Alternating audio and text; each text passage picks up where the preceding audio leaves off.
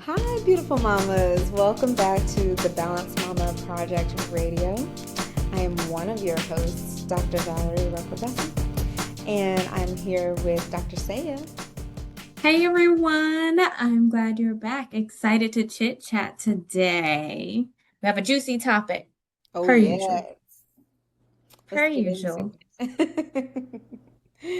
We're gonna be going into talking about pain with sex. So it's something that we don't often talk about. But it's important to talk about. And so we're going to define it. What is it? What's the medical term, just in case you ever come across it?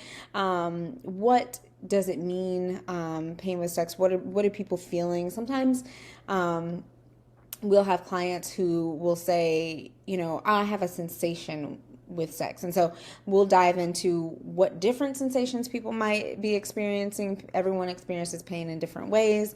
We'll also talk about what you can do because sometimes individuals think that they have to have this discomfort or pain. Mm-hmm. And that's not the case either. So we will go into talking about what it is and how we can correct it. Yes, thanks for the overview, Dr. Val. Quick background, if you've been hanging with us throughout the time here, you know we are both pelvic PTs. Dr. Val is a neuro and pelvic PT. But I do like to tell folks, so yes, the pain with sex, also known as dyspareunia, if you hear this come up in the clinical setting and somebody's like, dyspareunia, whether it's superficial, deep dyspareunia, it's just talking about where people are typically feeling the pain. But that is a term just for pain with sex. Yes, we're focusing on when it's coming up in the postpartum time period, but I do like to tell my ladies that this can also come up prior to having children. It can come up in menopause. There are various time periods in life when this can come up as a concern. So I don't want you to say, oh, I haven't had kids, so this should never come up, because no, it's definitely a thing. Or, oh, I've had kids, I didn't have issues immediately postpartum. It's never going to happen. I mean, I always hope it never happens, but just knowing that there are different time periods in life that can make it a little bit more likely. Um, and then time periods where it's a little bit less likely. And so today's highlight is postpartum time period. And that way you'll know. If dyspareunia comes up, it's pain with sex. And also, if it comes up in postpartum, it does not have to be as scary. We're going to talk a little bit about why it can come up, and then we'll talk more about how to manage. Absolutely. So there are a few reasons why it can come up. Some have to do with just physical changes in the body in postpartum, and then some have to do with emotional, regulatory, nervous system type of changes in the postpartum period. Some can be interpersonal reasons as well. So let's get into talking about it. Okay, Dr. Saya, let's talk about the physical factors. So Oh, some yeah. some of the aspects can just be like vaginal dryness. Now let's talk about why there might be vaginal dryness. Some of you may or may not know that there are some hormones that are shifting in postpartum period, and particularly we want to think about or we're going to talk about estrogen and what happens during the postpartum period with estrogen. So, you have this significant drop in estrogen that can happen in at any particular time during postpartum period. Now, we'll get a little bit specific because there are some mamas who are going to be breastfeeding, some mamas who are going to be using formula or other methods, pumping to feed baby, and that decision is going to determine when that estrogen drop hits. But the outcome of the estrogen drop is the vaginal dryness. So we'll talk a little bit more about that as well. Dr. Saya, feel free to chime in as well. Oh, yes, yes. I'm glad you brought up the hormones. So it's interesting because that postpartum time period is almost, or is, can be very similar to the menopausal time period. Because yes, we're getting our estrogen drop in menopause. Also in that postpartum time period, it's like, yes, you get a rush of hormones when it's time to have baby, and you have the hormones increasing, estrogen increasing, all of these things flowing throughout the pregnancy. We get a burst when we're birthing tiny one, and then hormones drop off. Something that makes the hormones kind of stay, or not stay, but we'll say Be a estrogen little more levels typically, plateaued. yeah, stay at a lower plateau when we talk about lactating. So the same things that are helping us produce milk in that postpartum time period are also keeping those estrogen and progesterone levels lower. And so, with this being said, and with those estrogen levels being low, that is when we see things like Dr. Valerie mentioned, vaginal dryness, and even like the tissue elasticity in the vagina and in the vulva region. So, that's all that area right outside the vagina. Those areas, you might not be looking down there all the time, but they may not be as plump in that time period. They might be a little bit more dry, might not feel as stretchy or as elastic, whether you're feeling aroused or not feeling aroused. And typically during that breastfeeding timeline, we can expect those levels to remain low. There's a lot going on hormonally, and even when people get into talks about when periods come back, when they don't, which is not the topic of convo for today, but it is something I like moms to be aware of. Like, hey, even we're looking at 8 weeks out, 12 weeks out, just because you get the 6-week clearance, yes, you can go back and be active. It does not mean all of the tissues are in their like most lubricated state and ready for stretching. And I want to Um, also mention too with the vaginal dryness. So as we're honing in on why that vaginal dryness would create that pain alarm or that pain sensation, mhm. I invite people to think about your skin in the wintertime, for example, when it's really cold Mm. and dry outside. Think about your skin.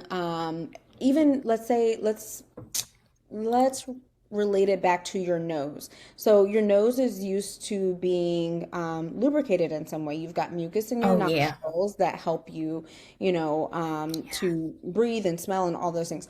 But when it's dry outside in the wintertime, sometimes people might get a nosebleed or something like that. Something adverse Mm. might happen, right? And that's because there's dryness in the air, there's dryness in your nostrils in a place that is used to having some moisture, and so that can like burst a blood vessel causing a nosebleed. And kind of also very similarly, you think about like your skin in the winter time, you Mm. might really reach for that like really heavy cream lotion to help to lubricate your skin so that you don't feel any discomfort against your clothing or something like that. So similarly to that, as since there's that estrogen drop, and we talked about there being various times where that might occur in postpartum, but the reason that brings on that pain alarm is because that's an area of your body that is used to being lubricated, and that lubrication can help for, let's say, penetrative intercourse, penetrative sex. And if that lubrication is just not there, it's going to be uncomfortable. It's going to be a little, Frictiony, painful, frictiony, burny. frictiony, Yeah. burning. So it might bring on that pain alarm. So I want to correlate those things as to why vaginal dryness would relate to or could relate to some pain. Dr. Val, you better say that. When you said the nose dryness in the winter, every winter I get multiple nosebleeds. Not that we all need to know, but I was Mm. like, it's a terrible feeling. Just that baseline, even being like, oh, it feels dry and nothing is rubbing them. Um, to your point of the lotion, there are vaginal moisturizers that you can use. No, it is not the same as the lubricant that you use right before, you may or may not use, right before sexual activity. Um, I tell people the vaginal moisturizers, of course, you can talk with OB-GYN about them. You can talk with primary care about them. They have some that you can get over the counter, but they act as lotion for the vaginal canal. And so I don't really Vaseline my nostrils. I'm not going to say that. but at least to kind of lotion, we'll say lotion the vagina or keep it lubricated until it starts creating its own lubrication. That is something to be considered. So if you are getting that frictiony feeling, if you are getting that burny feeling, sometimes people say, oh, it happened once and it's gone. I'm like, you go.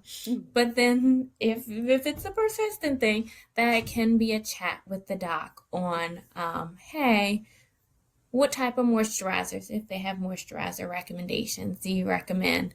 Or what are my extra options to keep the tissues lubricated? Mm-hmm. So we've covered a little bit about the dryness. I also know that sometimes there is some scarring, some tearing that occurs during the birthing process, or some pelvic floor muscle tightness. Dr. Val, can Yeah. I kick it off to you for a little more chats on other things that can come up?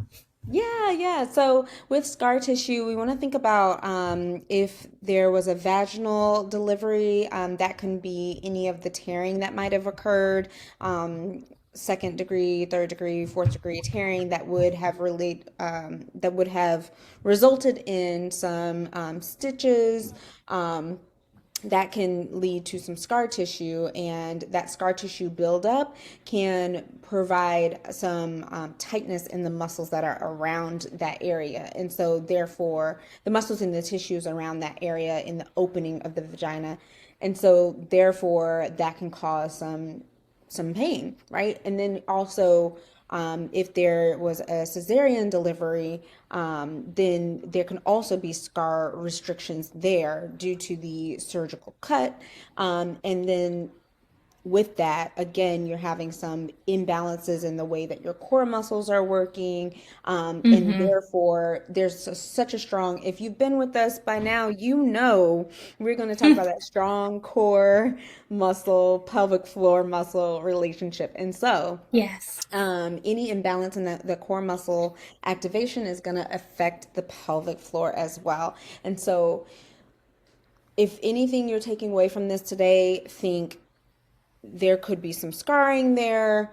There can be some either Dryness. scarring in some dryness there, and those things can affect my pelvic floor muscles and the tissues around the vulva, which is the outside, as Dr. Saiah was saying. And so that can all lead to pain. So those are those physical factors that we wanted to touch on. And then there are also some emotional and nervous system factors. And again, if you've been with us by now, you know we are going to talk about that nervous system because it's so important. It's really, really foundational. And so some of it can be related to some of the pain that you might be experiencing can be related to guarding or fear of pain. So it's this cycle that happens. It's a pure fear pain cycle where an activity that you participate in can result in maybe a pain alarm.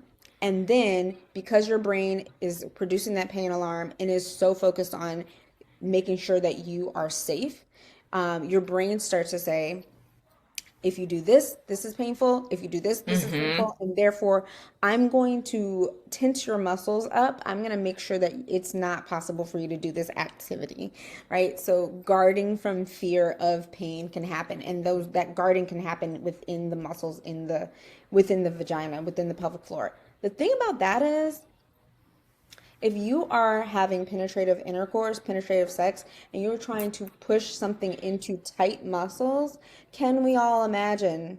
Can we all imagine how difficult that might be, right?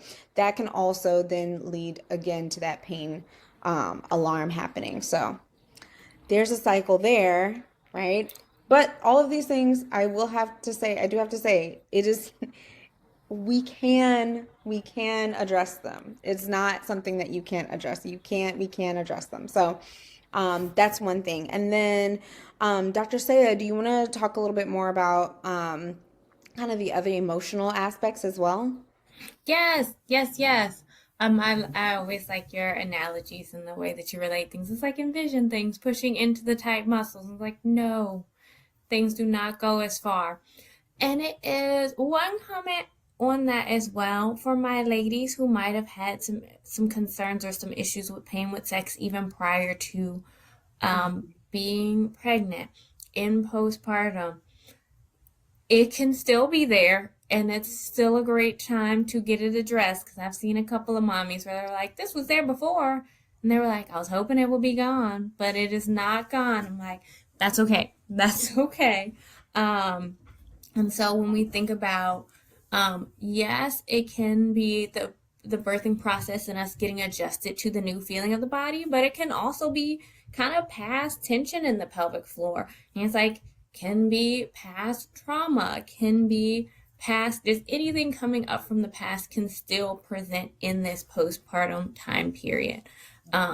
And kind of, again, with the body mind correlation, recreate that tension, recreate that tightness, or even like if the nervous system is overstimulated, Yes. that can still present as like a pelvic pain or a pain with sex that kind of lingers even after. And so, oh, it still hurts. Nothing is touching, but it still hurts.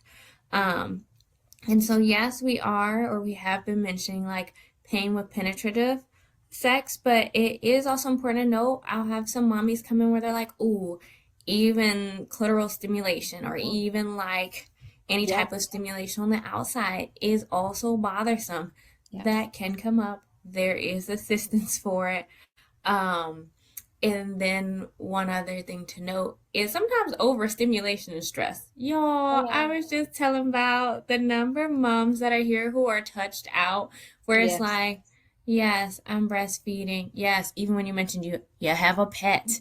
Yes. Yes, I have other children pulling on me. Yes, my partner, my family, my whomever also needs physical touch support. And it's like, I am tired of being touched. And so at a certain point, the body's like, okay, let me Mhm. pull back a little bit.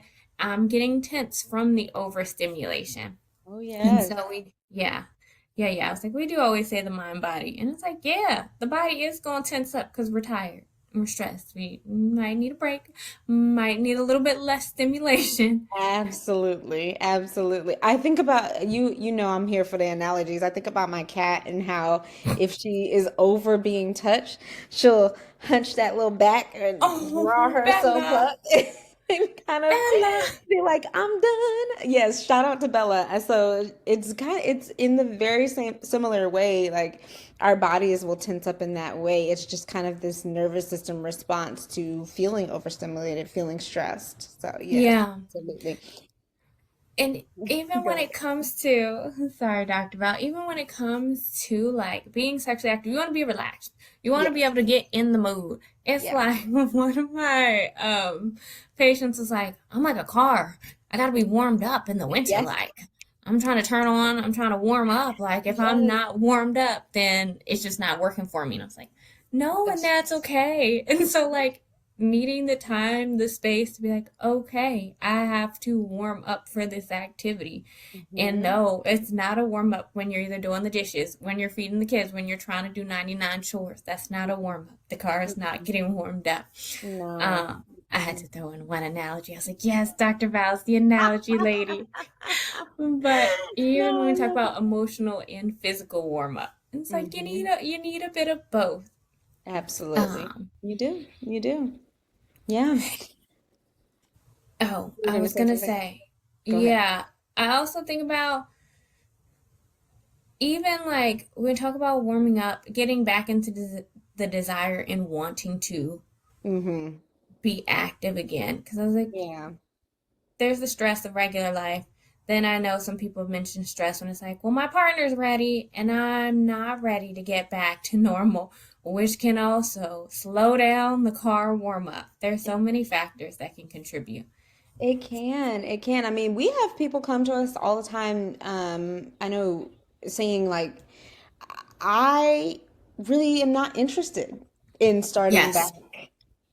and Mm-hmm. that is something in and of itself, right? Mm-hmm. You're gonna know when you are ready, when you are interested in wanting to return, right, to sex. But sometimes with that pressure of wanting to quote unquote get back to normal or wanting to resume, that pressure that's coming maybe from a spouse or a partner, that can also lead to some tension in the pelvic floor.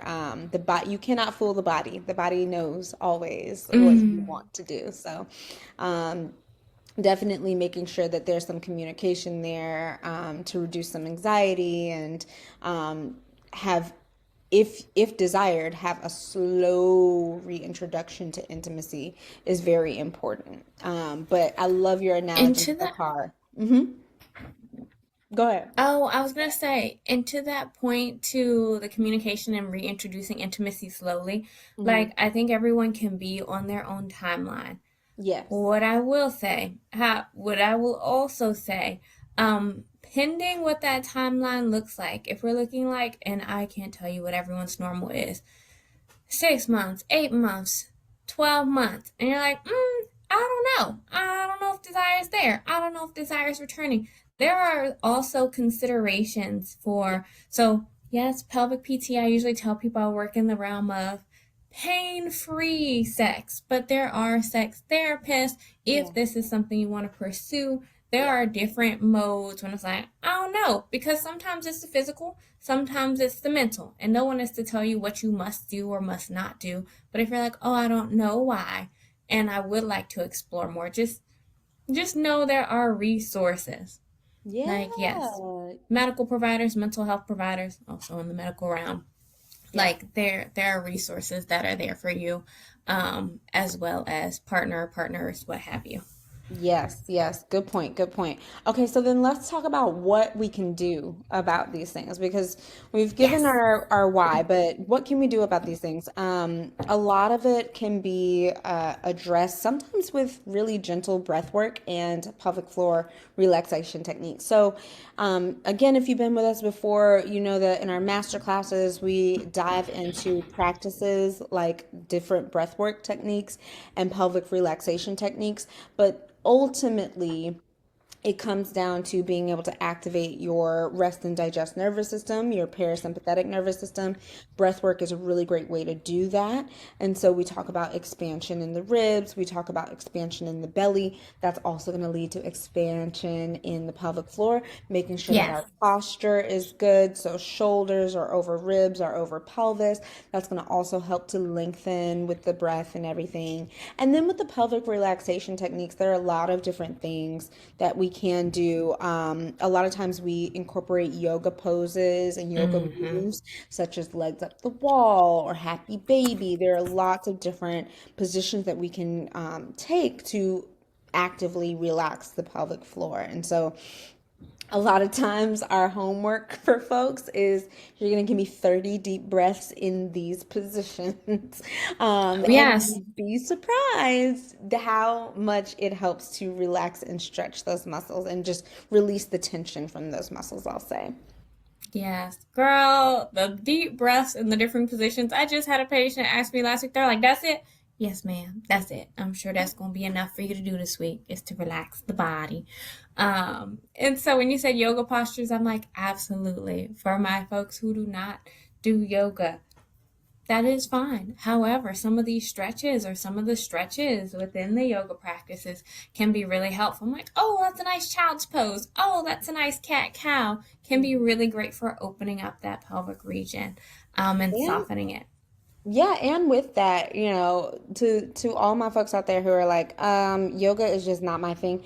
Just be mindful that yoga is accessible to all and every body. And so it can look like using props. It can look like Chair. modifying, yes, using a chair, using a wall, modifying in different ways, but it yoga is accessible to every person, every body. And so I just want to say that's an option. That's definitely an option. Yes. Okay. I Um, like it. I like it. yeah, and then some other things that we can do, right? So we've talked about breathing, posture, relaxation techniques. There's also some self-massage. And so a lot of times when we're working with clients, sometimes we do actually have to get into the tissues and help to manually stretch them using a pelvic wand or a finger or whatever the case may be Mm-hmm. to help to actually get a massage of the tissues. Think of like your really overworked and tired upper trap muscle on the top of your Mm-hmm. shoulder. Sometimes those knots just need a little bit of tender loving care as I'm over here massaging my upper trap. But Yes, Dr. Val. sometimes it needs a little tender loving care with a little bit of pressure, a little bit of massage as well. And so that is something that we would definitely encourage you be instructed to do by a Yes. pelvic floor therapist. We coach individuals on doing how to use this tool and how to use this technique, but definitely we would not recommend going at it alone, Yep. just You don't want to be because surprised. you don't want to be surprised. You want to You know what you're don't. doing down there. So definitely be guided through that process for sure. That's our disclaimer. What I would also say to that point, I'll even teach when we're talking about, okay, wanting to incorporate partners. I will even instruct partners like, hey, this is how you can do the release. This is how you can be helpful. Is this something? But I usually ask, do you want your partner to assist you? Sometimes the answer is yes. Other times it's no. I think I'm better off doing it myself. I'm like, either answer is just fine. But it is like desensitizing the area when we talk about scarring. Even for the cesarean scars, like Mhm. sometimes we go through even just how to position so that area is not uncomfortable. So desensitizing and even stretching out belly as well as that pelvic floor and getting the body used to touch and reminding the body that, okay, this touch is okay. Like it does not have to equal pain when Yeah. this area is being touched. Hmm. And a quick note with that, don't forget our um, suggestions for vaginal moisturizers from earlier. If it's the burning or friction, we are not stretching out. Dry vaginal walls. No, no. We want them lubricated. Yeah. And if you do need lubricant on top of the moisturizer, so moisturizer, yes, that's its own thing like vaginal lotion. Lubrication, if you are having penetrative intercourse, even on the outside, um, lubricant can also be helpful, especially in those early stages. People will say, I've never used it. I'm like, today might be the day to use it. Absolutely. Absolutely. And then we can't forget in our last little bit here, we can't forget to talk about the importance of hydration. Really, Mm, honestly, it gets overlooked 90% of the time, but it's one of the time and first again. things that we ask about in the postpartum period because you've thought so hard about staying hydrated while you're pregnant, and then all of a sudden you have baby and you're busy, you're tired, all these things, and hydration is the first thing to go. That's actually going to be the key factor in helping to bring back moisture into the area. Yes, So ma'am. definitely consider that hydration. Staying well hydrated is absolutely important. And we also talked about the posture as well, making sure that you were maintaining an upright posture, maintaining a posture that's going to promote some lengthening of those pelvic floor muscles as well. Yes.